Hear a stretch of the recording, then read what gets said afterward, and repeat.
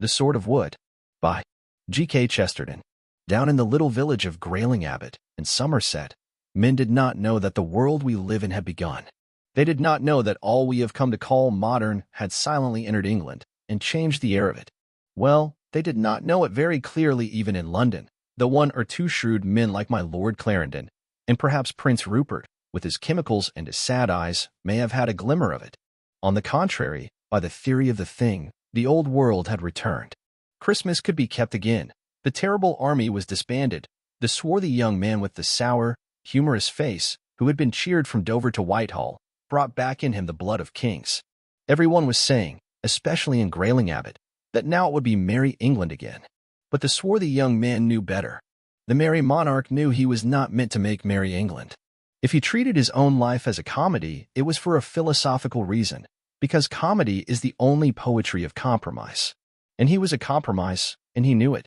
Therefore he turned, like Prince Rupert, to the chemicals, and played with the little toys that were to become the terrible engines of modern science.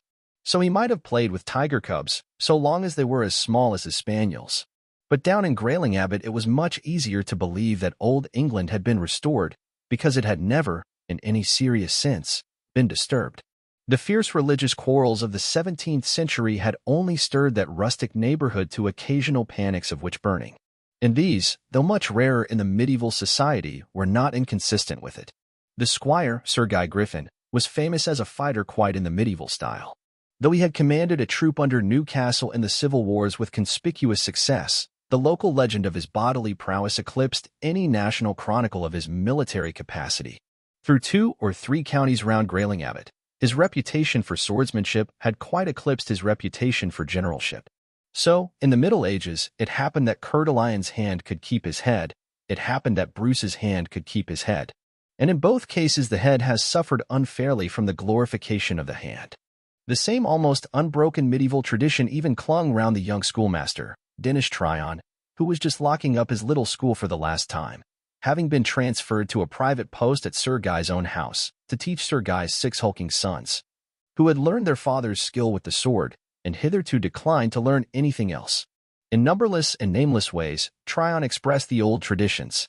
He was not a Puritan, yet he wore black clothes because he might have been a priest. Though he had learned to fence and dance at college, like Milton, he was plainly dressed and weaponless, because the vague legend remained that a student was a sort of clerk, and a clerk was a sort of clergyman. He wore his brown hair long, like a cavalier. But as it was his own hair, it was long and straight, while the cavaliers were already beginning to wear other people's hair, which was long and curly. In that strict brown frame, his face had the boyish, frank, rather round appearance that may be seen in old miniatures of Falkland or the Duke of Monmouth. His favorite authors were George Herbert and Sir Thomas Browne, and he was very young. He was addressing a last word to a last pupil, who happened to be lingering outside the school, a minute boy of 7, playing with one of those wooden swords made of 2 lengths of lath nailed across each other, which boys have played with in all centuries. "Jeremy Bunt," said Tryon, with a rather melancholy playfulness, "your sword is, as it seems to me, much an improvement on most we have lately looked on. I observe its end is something blunt, doubtless for that gallant reason that led Orlando to blunt his sword when fighting the lady, whose name, in the ingenious romance, escapes me. Let it suffice you, little one. It will kill the giants, like Master Jack's sword of sharpness, at least as well as the swords of a standing army ever will. If you be minded to save the Lady Angelica from the ogre, it will turn the dragon to stone as quick as any sword of steel would do. And, oh, Jeremy, if the fable be false, the moral is not false. If a little boy be good and brave, he should be great, and he may be. If he be bad and base, he should be beaten with a staff." Here Tryon tapped him very softly on the shoulders with a long black walking cane that was commonly his only ferule. "But in either way, to my thinking, your sword is as good as any other. Only, dear Jeremy," and he bent over the child swiftly, with a sudden tenderness, "always remember your kind of sword is stronger if one holds it by the wrong end." He reversed the little sword in the child's hand, making it a wooden cross, and then went striding up the road like the wind, leaving the staring boy behind. When he became conscious that human feet were following him, he knew they could not possibly be the feet of the boy. He looked round, and Jeremy was still hovering in the distance, but the rush of feet came from a far different cause. A young lady was hurrying by close under the high hedge that was nearly as old as the Plantagenets. Her costume was like his own, in the sense that it had the quietude of the Puritan with the cut of the Cavalier. Her dress was as dark as Barebones could have asked, but the ringlets under her hood were yellow and curly, for the same reason that his own hair was brown and straight, because they were her own. Nothing else was notable about her, except that she was pretty and seemed rather in a hurry, and that her delicate profile was pointed resolutely up the road. The face was a little pale. Tryon turned again to look back on his tracks, and this time saw another figure more formidable than Jeremy with the wooden sword. A tall, swaggering figure, almost black against the sunlight, was coming down the road with a rapidity that almost amounted to a run. He had a wide hat with feathers and long, luxuriant hair in the latest London manner, but it was not any such feathers or flourishes that arrested Tryon's attention. He had seen old Sir Guy Griffin, who still wore his wild, white hair halfway down his back, to show very unnecessarily that he was not a Puritan. He had seen Sir Guy stick in his hat the most startling cock's feathers, but that was because he had no other feathers. But Tryon knew at a glance that Sir Guy would never have come forward in such extraordinary attitudes. The tall, fantastic man actually drew his sword as he rushed forward, and offered it like a lance to be splintered as from the end of a long tilting yard. Such frolics may have happened 100 times round the cock of Buckingham and Dorset, but it was an action utterly unknown to the gentry round Grayling Abbot when they settled affairs of honor. While he was still looking up the road at the advancing figure, he found himself breathlessly addressed by the escaping girl.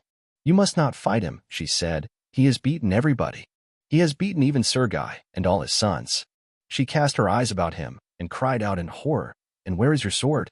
"With my spurs, mistress," replied the schoolmaster, in the best style of Ariosto. "I have to win them both."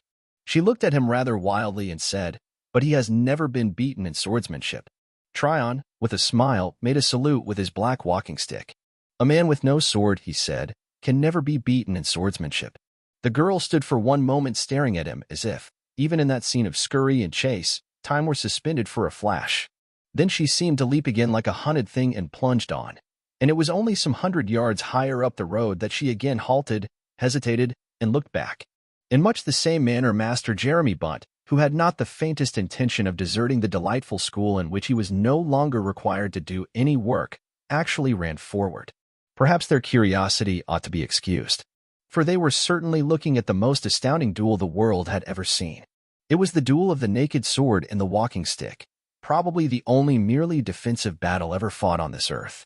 The day was full of sun and wind, the two chief ingredients of a glorious day, but till that moment even Mr. Tryon, though of a pastoral and poetical turn, had not noticed anything specially splendid in the sky or landscape. Now the beauty of this world came upon him with the violence of a supernatural vision, for he was very certain it was a vision that he soon must lose. He was a good fencer with the foil in the collegiate manner, but it was not to be expected that any human being could emerge victorious from a prolonged fight in which he had no means of retaliation, and especially as his opponent, whether from drink or devilry, was clearly fighting to the death.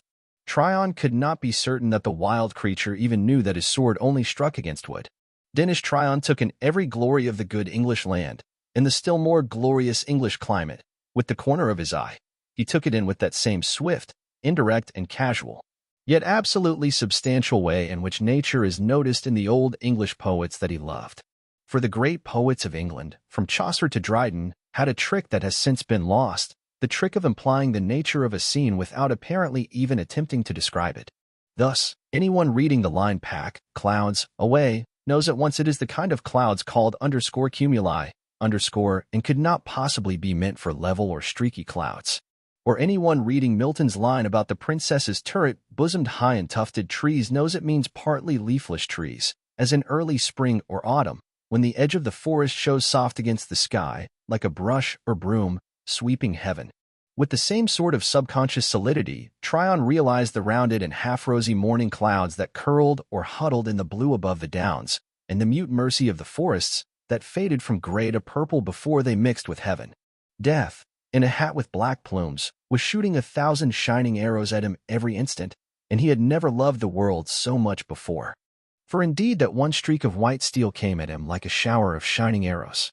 He had to make a new parry for every new lunge, and, with each, perversely remembered some episode of college fencing. When the bright point of death missed his heart and slid past his elbow, he saw suddenly a meadow beside the Thames. When he seemed blinded, By the very light on that lightning blade, leaping at his eyes, but passing over his shoulder, he saw the old lawn at Merton as if its grass had sprung out of the road around him. But he began more and more to realize something else. He realized that if he had held a real sword, he could have killed his enemy 6 times over with the underscore riposte. Underscore when the heart thrust was turned, he could have put his sword like a carving knife into a pudding if it had been a sword. When the parry protected his eyes, nothing else could have protected his opponent except the unpenetrating quality of a walking stick. His brain was of the very clear kind that can play 2 games of chess at once. While still whirling his black walking stick in a complicated but impromptu clockwork of fence, he saw quite clearly a logical alternative. Either the man thought he was fighting someone with a sword, in which case he was a very bad fencer, or else he knew he was fighting someone with a stick, in which case he was a very bad man, or, as the more timid modern phrase goes, a very bad sportsman. He acted suddenly in a way adapted to either case. He introduced into his swordplay a stroke of single stick, also learned at college, jerking his stick up so as to strike and jar the man's elbow, and then, before the arm could recover its nerve, smote the sword clean out of the hand. A look at the man's black, bewildered expression was enough. Tryon was now quite certain the man's advantage had only been in his sword. He was also quite certain the man knew it. With all the rush of his released romanticism, which roared like the wind, and rolled like the clouds, and blazed like the sun which he had thought to see no more, he sprang forward and pinned the man by the throat, with a shout of laughter. Then he said, with more restrained humor, what he had said to the little boy up the road. If he be bad and base, said Tryon, he should be beaten with a staff. And whirling the walking stick round his head, he laid 3 thundering and echoing thwacks across the shoulders of his disarmed enemy, and walked off up the road again like the wind. He did not notice further what his murderous enemy might attempt, but he was honestly puzzled about the conduct of the crowd. For, by this time, there was a very considerable crowd. The sword-bearing Jeremy was quite prominent in the throng behind him. The lady with the golden curls and the sensitive profile was herself pausing a moment on the outskirts of the throng in front. As he started up the road again, the mob set up a roar, redoubled and quadrupled, and several gentlemen present whirled their plumed hats and shouted observations he could not hear. What was even more extraordinary, a great part of the crowd, including the young lady, who vanished early, appeared to be disappearing up the road, as if bringing news of some great victory like Agincourt. By the time he came from Grayling Abbot to Grayling Le Griffin, the next village, there were 10 heads at every cottage window, and girls threw flowers that missed him and fell on the road. By the time he came to the outskirts of the park, with the stone griffins, there were triumphal arches. It seems that I was not a little hasty with Master Butt, said Tryon to himself, with a puzzled smile. It is plain I have fallen into the kingdom of Queen Mab. It is I, and not Master Jeremy, who have, in some sense, saved Angelica from the dragon. I was rather more embarrassed in the matter of arms, and she rather less embarrassed in the matter of attire, and there, truly, the difference seems to end. But the strangest thing of all is that, whatever I have done it with a sword of wood, like little Jeremy's. In his academic reflections, he lifted his long black stick to look at it, and, as he did so, the cry of many crowds broke about him like a cannonade.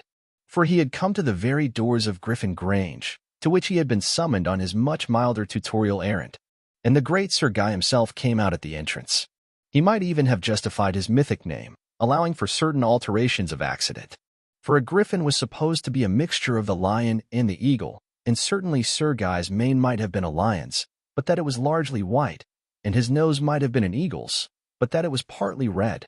His face had at first a dangerous and even dissipated look, and Tryon had one momentary doubt about the reason of his defeat.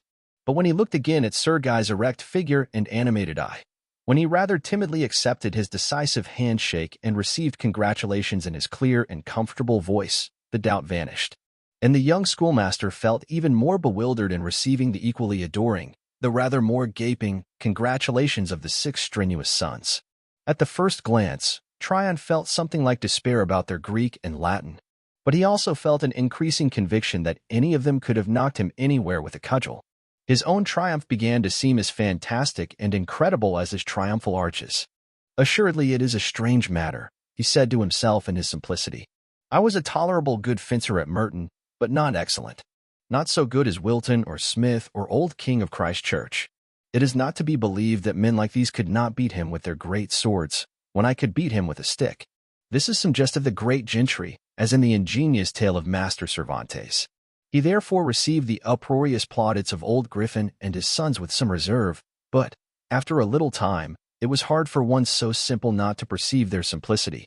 They really did regard him, as little Jeremy would have regarded him, as a fairy tale hero who had freed their valley from an ogre. The people at the windows had not been conspirators. The triumphal arches had not been practical jokes. He was really the god of the countryside, and he had not a notion why. 3 things convinced him finally of the reality of his reputation. One was the mysterious fact that the young Griffins, that brood of mythic monsters, really made some attempt to learn. Humphrey, the eldest and biggest, got the genitive of underscore cause underscore right the 3rd time, though wrong again the 4th, 5th, and 6th. The attempts of Geoffrey to distinguish between underscore fingo underscore and underscore figo underscore would have moved a heart of stone, and Miles, the youngest, was really interested in the verb underscore foray, underscore though. Being a waterside character, he had some tendency to end it with a y. Underneath all this exceptional mental ambition, Tryon could see the huge, silent respect which savages and schoolboys feel everywhere for one who has done something in the bodily way. The old rural and real aristocracy of England had not that rather cold and clumsy class consciousness we now call the public school spirit, and they enjoyed sports instead of worshipping them. But boys are the same in all ages, and one of their sports is hero worship. The next, and yet more fascinating fact was Sir Guy. He was not, it was clear, in the common sense an amiable man.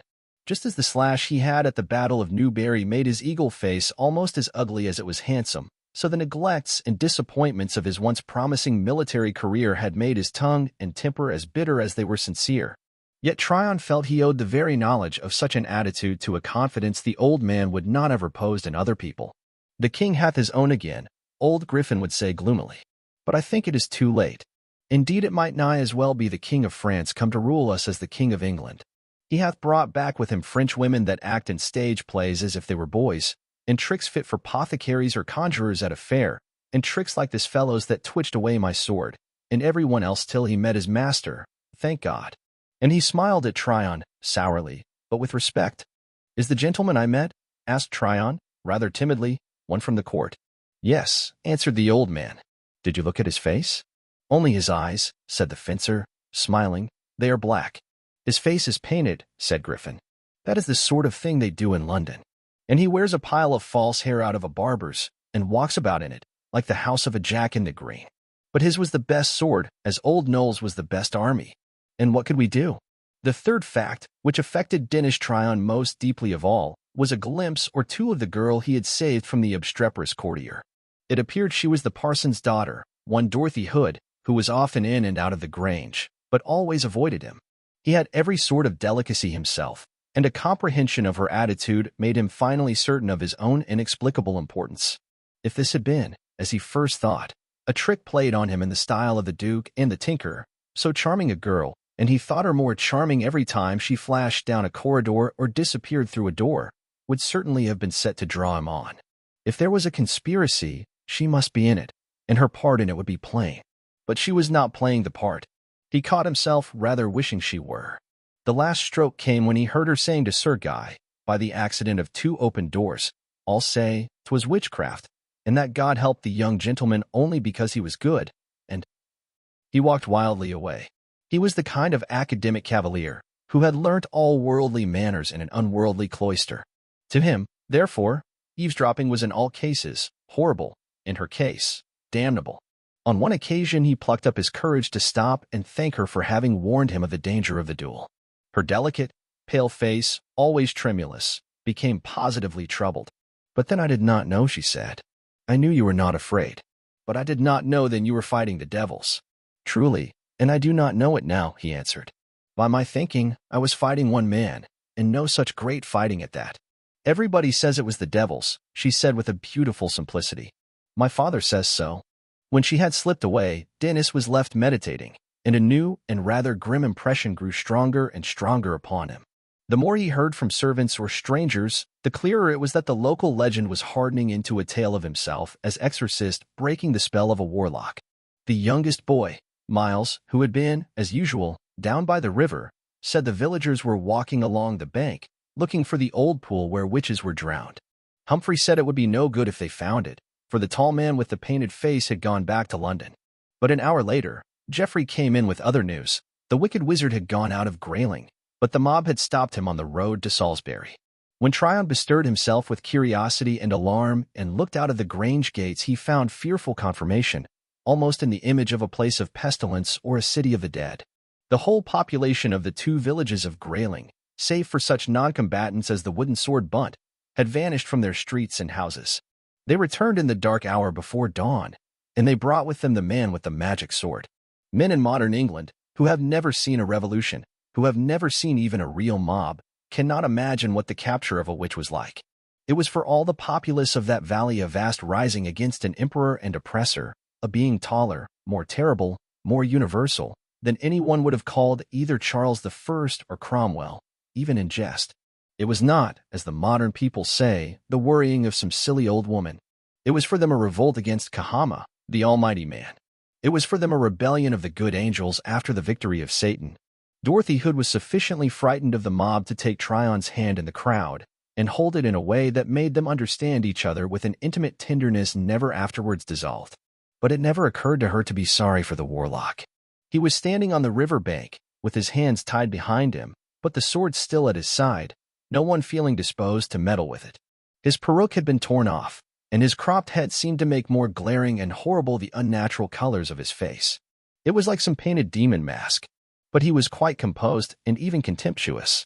Every now and then people threw things at him, as at one in the pillory, even little Jeremy Bunt flinging his wooden sword, with all the enthusiasm of the children's crusade.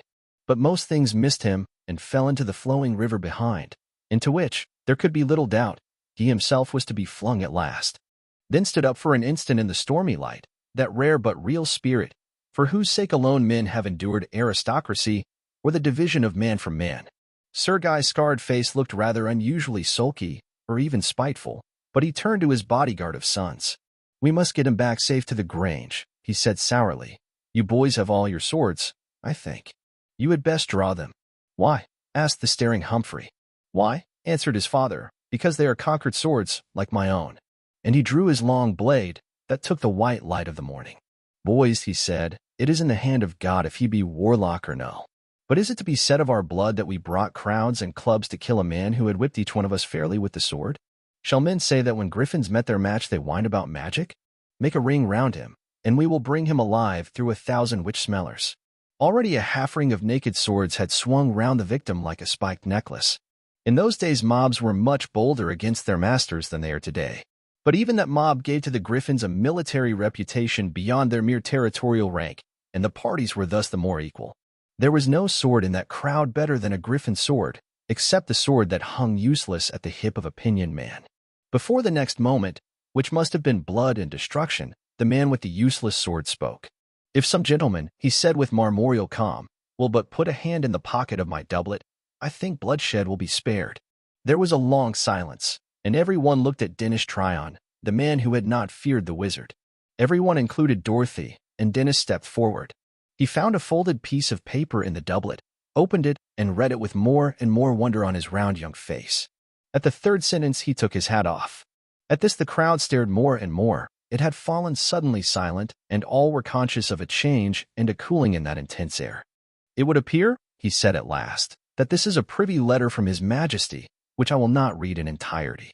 But it advises and permits Sir Godfrey Skene to practice with the new magnetic sword which the Royal Society has for some little time attempted to manufacture in pursuance of a suggestion of Lord Verulam, the founder of our natural philosophy. The whole blade is magnetized, and it is thought it may even pull any other iron weapon out of the hand." He paused a moment, in some embarrassment, and then said, "It is added that only a weapon of wood or such other material could be used against it." Sir Guy turned to him suddenly and said, "Is that what you call natural philosophy?" "Yes," replied Tryon. "I thank you," said Griffin. "You need not teach it to my sons." Then he strode towards the prisoner, and rent the sword away, bursting the belt that held it. "If it were not His Majesty's own hand," he said, "I would throw you with it after all." The next instant the magnetic sword of the Royal Society vanished from men's view forever, and Tryon could see nothing but Jeremy's little cross of wood heaving with the heaving stream. The end.